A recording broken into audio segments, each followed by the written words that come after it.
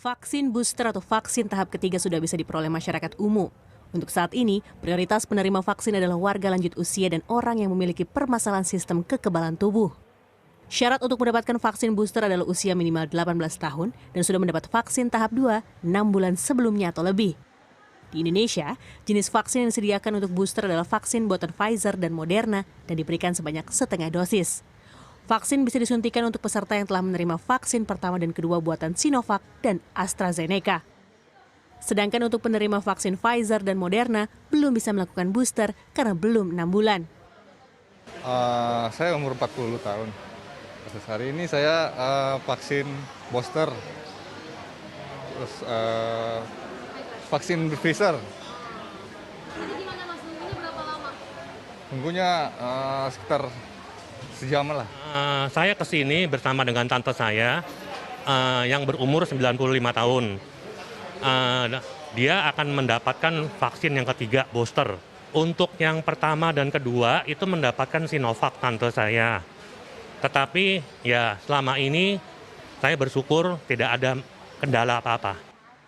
Seperti pada vaksinasi tahap 1 dan 2, peserta vaksinasi booster bisa mengalami kejadian ikutan pasca imunisasi atau KIPI. Pada beberapa orang, gejalanya demam atau pegal-pegal. Untuk insiden KIPI-nya sih, kejadian ikutan pasca imunisasi sih, sejauh ini sih ada beberapa. Tapi ini sih biasanya tergolong ringan, biasanya berupa keluhan demam ataupun badannya pegal atau yang lainnya. Nah itu biasanya sih juga sering terjadi karena mungkin pasien tidak dalam kondisi fit ketika melakukan vaksinasi atau ketika di screening tidak menyampaikan keluhannya secara terus terang. Nah, tapi untuk kejadian-kejadian yang berat sih atau yang membahayakan sih sampai sejauh ini belum ada laporan sih.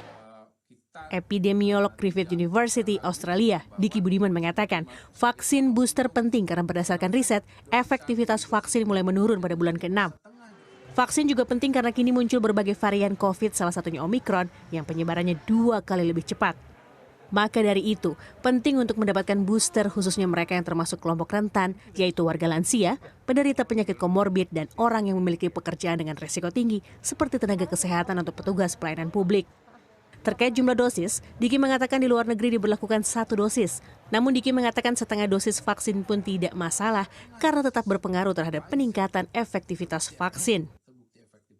Kita tidak usah ragu bahwa sebagai contoh untuk Sinovac dosis 1, dosis 2 kemudian menerima setengah dosis Pfizer itu terbukti efektif ya, terbukti efektif. Bahkan efektivitasnya sedikit lebih tinggi daripada yang menerima dosis 1 dawanya AstraZeneca kemudian diberi setengah dosis Pfizer. Itu riset di Thailand.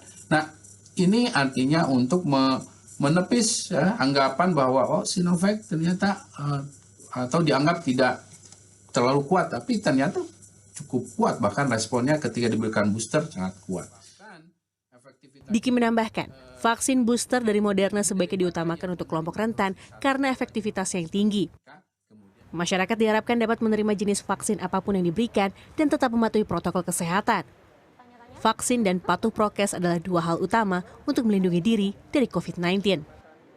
Sandra Insanasari, Probokus Hartoyo, Jakarta.